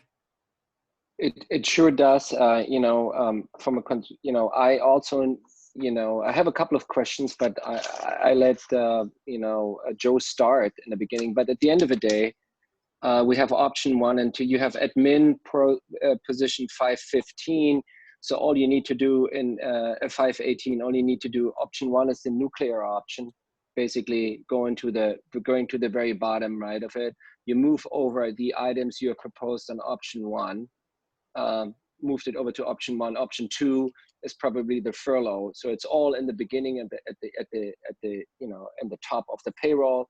And then all this discretionary spending, you know, is pick and choose. They either apply there, then they would apply for both options at the end of the day. It's really in the top heavy with the way are we either going to go do pay cuts or we're going to do furlough. So with that, I only have a couple. I understand the process. I'm okay with it. So I'll ask Joe to ask his questions first, and then I'll follow up with mine, and then we'll let the public chime in, and we can agree not to recommend anything today. I'm okay with that. So good. Okay. At our meeting last week, or when Chris and I talked, we kind of went through some of these. I kind of understand them and the impact. So I'll go ahead and pass and let you ask your questions, Frank. Thank you. A couple of items. It wasn't for the part-time IA elimination that goes to Biggie. It wasn't one item which wasn't brought up forward here, that it also goes towards the prep time of the teachers. Yes, but that is if we were to cut out the specials, the art program or the. No, I thought the part-time IAs were also considered to be giving the teachers more prep time because they don't give the teachers more prep time because they don't release the teachers out of the classroom. They just support the teacher in the classroom, and they make sure that we don't have to put teachers on duty for recess, for example, or teachers on duty for after or before school, like the ballet and stuff. So they are covering that, but it's not the specific prep time during the school day that the IAs are influencing. Right, but isn't so what I'm understanding correctly, and I'm just trying to get an understanding of it. So the prep time, I'm not talking a prep time, but when the IA is standing, helping out with supervisions of the kids during recess, then the teacher's actually getting their break. Correct. Is that correct? Okay, good. That was just my question, so I understand that. Question regarding the alumni program. So what that, you know, my basic understanding is that the alumni program is basically paying for itself, right? So the costs we take in, the revenue we're going to take in is going to be used for the cost for the teachers. We don't subsidize the alumni program with it's you know, it's a wash, right? Am I correct? Frank, I'll answer that one because it came up yesterday and we talked through this. So yes, we do charge for the alumni program. The money that's charged comes into the fundraising account, and all the expenses are paid out of the fundraising account. We would still charge the same amount, but we would have less costs, so we would get more money in fundraising. That's where that savings comes in. So it would show in the budget as positive savings. Right. So it would basically, if we made a profit on it, would basically increase our profit, so to speak, or a surplus. Exactly. Correct, right? Got it. Assuming we charge the same amount, which we would. Yeah. Assuming we're charging the same rate, right? Got it. The CalPETS support was not on the shopping block because we signed the contract already. Is that correct? We signed a contract on that, and it's also, I will say, so essential I can't even imagine that it's an option to remove. Right. So that's like a contract that's just absolutely essential. And the same with the at this point the LCAP consultancy. Without that, we would not be getting an LCAP, and we would not be able to be keeping up with the changes that are occurring with regard to that. So those I did not put on this because I just think they're essential. We won't have a program without them. Yeah, got it. Last question regarding the special Spanish, art, and PE, or two questions. One, the reduction in time for these contracts was also captured in the furlough amount.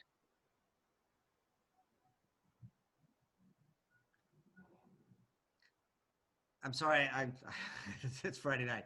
I know. It's a loaded question. One more time on that. I didn't follow it. So when we determined the furlough amount up there of $110,000 of 2 weeks, right?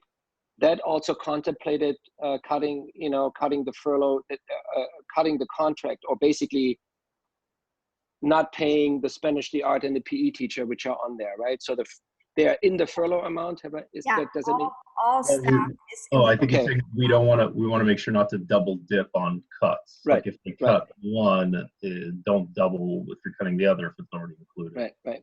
So that's that. Have there ever been? I mean, these are the first items to go, and I'm not passing judgment whether they should go or not go. Have you ever contemplated a reduction in hours for these contracts? Or is it not even a possibility of cutting the hours for the specials? I think there are a few things. Are you talking about the specials? I mean, Spanish, art, and PE. Well, because these are.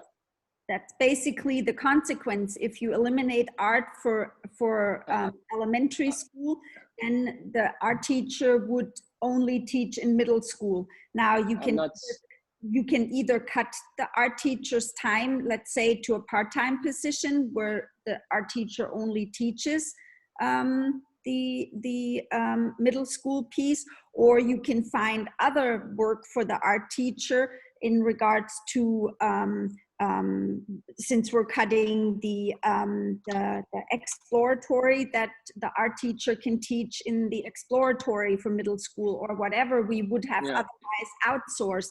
But it's a shifting around and restructuring. But in theory, obviously, you could cut the time because in elementary school, it's not a mandatory requirement. Right. So, I'm just bringing this forward, because if we were to all agree to eliminate the non-essential SEL, how much is essential? Is there a reduction in maybe offering for Spanish or art or PE, in one set of form? Is there a possibility to reduce the overall pay of it? I'm just saying whether it was contemplated or not. I don't want to pass judgment. I can't as an educator.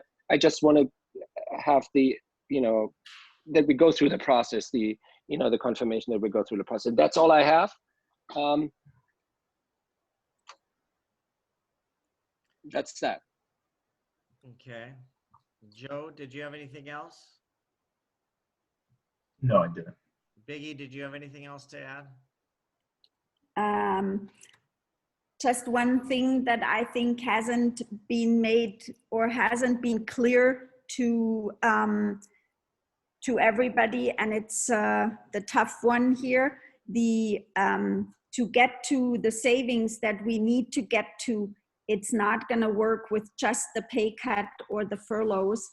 It has to also be those two FTEs that we have a little further down with the 2 times 70,000. If we don't do both of those, so basically reduce the teaching staff by 2 teachers, and for the rest of the teachers do the furlough, we will not get anywhere close to the savings that we need to be at.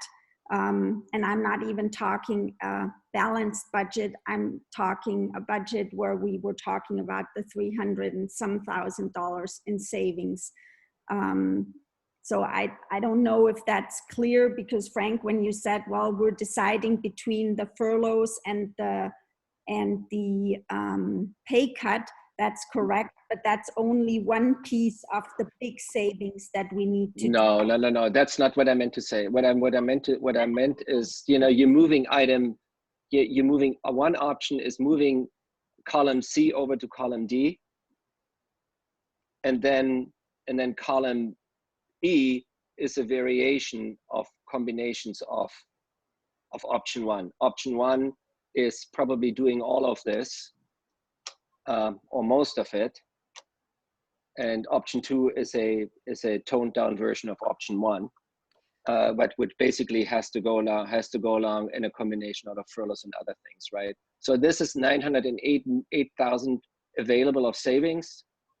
The administration has proposed so far 335. You know, we need to get to 400 under option one. So some of it needs to move over, and option two in column E is basically a lesser version of that, where, you know, it's a lesser version of D. So my suggestion is that when we reconvene, that we start playing around with options one and options two, based on what we've talked about, what you've heard tonight, a chance to think about it. Maybe there's some other things we haven't thought about that we can add to the list. I don't want to say that this is it, but I think I mean, I can tell you from the administrator's standpoint, we've been living and breathing this for 3 months. Oh yeah, no, absolutely. I'm not passing judgment. I'm just wanted to clarify. I'm not suggesting you are. I'm just, I just want for sure to know this is not like we didn't come up with this. Oh, last week the governor had a bad day. We've been living and breathing this, but we also didn't have a chance to really share with staff in particular what different possibilities are. You know, these things have come up before. This is not a new conversation. I heard it all last year. But I just, we're not in a situation that we were in last year. And none of this discusses the fact that we have an over $500,000 liability to LAUSD that they're going to sue us for. It hasn't gotten that far, and it's in abeyance. So I think that's not going to be resolved probably in this coming calendar year or this budget year. But nonetheless, it's out there. We've got to be thinking about it. So I just want to be sure that we are taking seriously the big cuts. When we talk about little things, yeah, we can talk about those, but it's the big cuts that we need to have in there. Okay, yeah. Last comment on this before we go to public comment. Again, we're not deciding anything, so we are ready to reconvene next week. But let's get the public comment in. Can you please share the spreadsheet with the finance committee so that I can start looking at the individual numbers for myself? I got a thumbs up from Casey. That's the best thing I can ask for. Yeah. Okay. Good. So with that, if there are no further comments from the finance committee, I want to open it up for the public to comment on the discussions we have had so far. Casey? We have 2 people who've raised their hand. Heidi, if you press raise your hand and we'll add you to the queue. So first up for public comment is Alexis. If you wouldn't mind unmuting yourself and go ahead. Hi guys. Okay, so couple of things. Obviously, we don't know what's happening in the fall, but I just want to make sure that we're considering the fact that there's a very strong likelihood we'll be in distance learning, at least in the fall. And how can we use that potentially to make the cuts we need to make in a more effective way? And I just want to make sure that's something that's considered throughout this process. Second part, in terms of furloughs, I understand that we get a week that we can do without getting permission. We anticipate being allowed a second week. From what I understand, that's, from what you said, Chris, that's still not sufficient even with the pay cuts that the admin has offered to take. I understand that. Is there a possibility for a third week? I do get that it impacts students, but would that be a potential? And just things to think about. And then also how we split up furlough. And is it possible to split it up, not in weekly chunks, but to do something like 3 weeks of classes and then have 2 days off? Because from my vantage point, that could also be of value if teachers are having and staff is having to be furloughed anyways. At least then they could use that time for perhaps doctor's appointments or things like that. If it's spread out more throughout the year, and also then it's not this huge impact of students being out of the classroom for a week or 2 week chunk of time, which I think is much more difficult than to come back in and jump back in versus a day. And then third thing and last thing, from my vantage point, I just want to say I would think that the getting rid of the MYP program is a non-starter. I just want to say that very strongly from my perspective. That's what this school is. We have German immersion in elementary school. We don't have that in middle school. So what is it that is our defining factor? It is the IB program. It is the transition to that. So the idea of eliminating that, you might as well not have a middle school at that point. And those are my public comments. Next up, Insa, if you wouldn't mind unmuting yourself. Hello, I'm Insa Kasai. I'm commenting as the art teacher. And I just wanted to say something about what is essential. I know that there's a lot of talk about that. And I'm just wondering what will happen if you cut a program to the core, to like the bare minimum. And actually coming from a middle school and high school background, I was very surprised how academic elementary school is. I don't know if it's the same in Germany or not, but I was very surprised, and I always feel that it's important to see and to educate the whole child. Yeah, we always say Kopf, Herz und Hand, yeah, the head, the heart, and the hand. And it's like for art education, it's not just about like making some pretty pictures to put on the fridge, but it's really like imagination, creativity. It has like, instead of just consuming things that are already in the world, it is, of course, I'm talking as the art teacher, but I think it's very essential for education. I just had to go in there once and say something positive about the art program. Okay. Next up, we have Beacon. Hi, can you hear me? Mm-hmm. Hi, everyone. I'm Beacon Miodowski, and I will second what both Alexis and Insa said. I was actually speaking to a parent today about why they love Goethe so much. And part of that was because it feels like family. And I'm a little heartbroken because part of what makes Goethe feel like family is all the cultural events that we do, and there was no hesitation that those are super, super important to our program. However, when it came to SEL, I've heard it described as non-essential, and I will have to strongly disagree with that. The heart of our school is our caring school community. That's what makes our school feel like a family. I don't think the impact is just a loss for students. I think it is also a loss for parents. And even though teachers in light of self-preservation decided that that was something that could be cut, I think that they would be impacted adversely as well. Certainly the reason that I'm at this school is because of the SEL program. That's what brought my family to this school. SEL and IB, and SEL supports IB. I think it is a core part of our program, and I don't even see an option here for some sort of reduction, but for a full out cut, which I think would be a tragedy for our school. I am very grateful. I do think that you guys came up with some creative solutions, including, you know, the phone, and really looked at the small things. You know, I was the one who brought up the water, because I think as much as we can, you know, find these little things like the copying and such, it could allow for something as inexpensive as our SEL program, which brings us value that is priceless.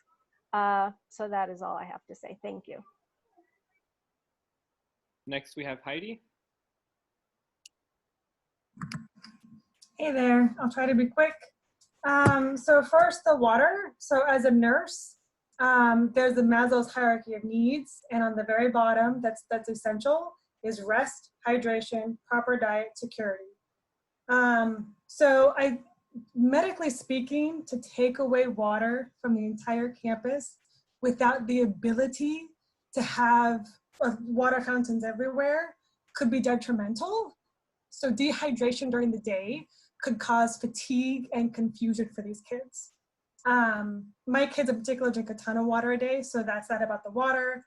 The alumni program, I actually was thinking, why not just eliminate it at all? Because I think it was started, speaking from not a lot of information, but we ended it at elementary and it was an opportunity to continue the German. We're gonna be K through middle school, eventually high school, maybe take that away. Office staff, I thought that was actually an option. I know I hear you, Biggie, and I adore you, but I anticipate a decreased number of volunteers next year.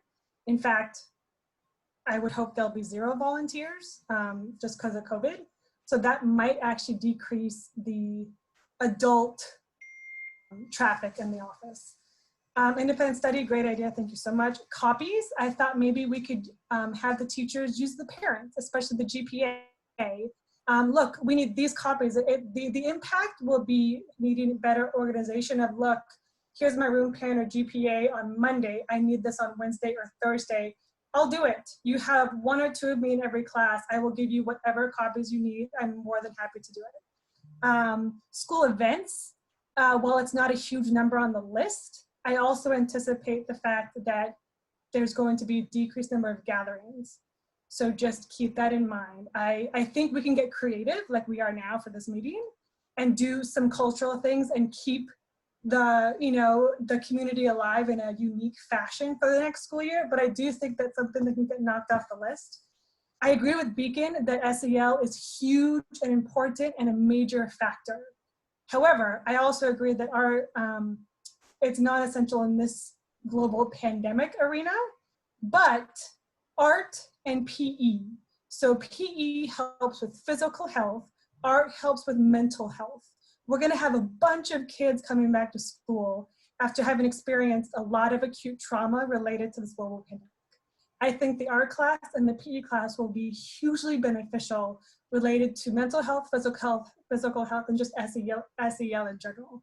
I would definitely advocate for those 2 classes especially. That's all. Next up, we have Annalie. Yeah, thank you for the comments.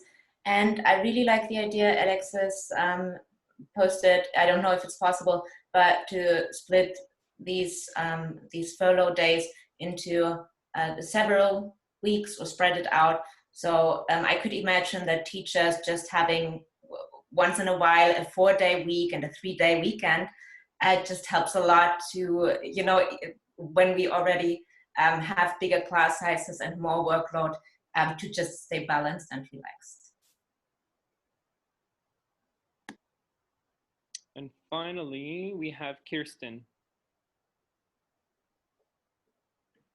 Okay. Hello, everyone. Yeah, I just wanted to actually second the furlough thought. I think it'd also be a little bit easier for teachers financially if we don't lose a whole week worth of pay at once, but a few days, a day here or 2. And then I wanted to support the argument very strongly that I think the specials are incredibly important for the students.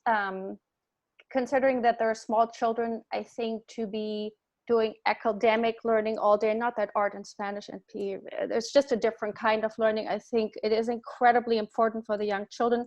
I think the programs are absolutely fantastic, outstanding teachers, and I think it would be a huge loss for the school not to have them. That's it. At this time, there are no other hands raised. Is there anyone else who would like to make public comment?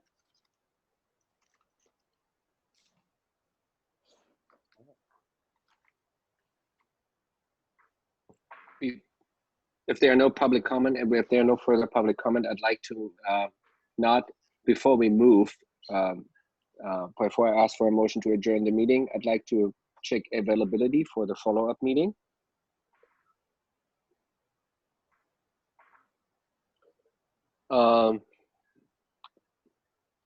What did you have in mind, Dr. Jones? Chris, you're muted.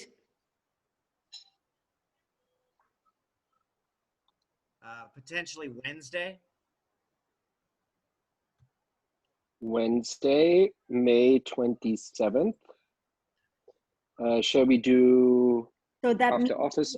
you have, After office. sorry, After you office hours. Sorry, go ahead, Biggie. so that means you have to send out the agenda for the board meeting before you've had the finance committee meeting. Would that pose a problem? No, I'm just saying, if there is a result of the finance committee that needed to go on the agenda or be reflected on the agenda, you couldn't do that because of the timing of it. Yeah, but I do think it wouldn't affect the agenda. It would affect what they talk about during the agenda. Okay. And Monday is so a holiday anyway, so Monday is a holiday. Tuesday, I think we all need to catch up a little bit with daily business. I would say it's 1600 or 4 o'clock a good time for everybody to reconvene on Wednesday, giving us another 2 hours at least. That would work for me. Because Yeah, that's good for me. Yeah. Okay, Biggie as well. So let's send out an invite immediately so that we can get it on the calendar. And we'll study the document a little further, play around with the numbers. It's not playing around. I'm very sorry of using these casual terms, so I apologize. I want to look at the numbers a bit. So thank you for sending this over. Yeah. Is there anything else? Any new business for the next meeting we want to discuss? Last question. I don't have anything. I think the agenda would be a continuation of this conversation, and that we would be putting a recommendation for showing both option 1 and option 2 as outlined. And I agree with you. Yeah. I apologize. I used that same term, playing around with, and it just It's just not adequate for the. I don't mean to make light of any of this. This is hard stuff and real decisions, and it's been a long week. Yeah, it's been a long week, and I want to assure the public that nobody's taking this lightly and nobody's passing judgment on any of the programs. But it's it's work which we just need to go through as a process and contemplate it, because somebody will ask us whether we have contemplated that. With that, do I have a motion to adjourn the meeting at 6:20? I motion. You move, I second. I do the roll call. Dr. Jones? Before I say yes, just want to thank everybody who participated and sat with us for over 2 hours, and it's really appreciated. It means a ton, and the things that people are saying and the respectful way in which we're talking about this, it speaks volumes, and it's really nice. So yes. And yes. Yes. Joe? Yes, and thank you everyone for participating. Yeah. Biggie? Yes. And I myself. So meeting adjourned at 6:20. Thank you very much, and see you soon. Bye everyone. Thank you.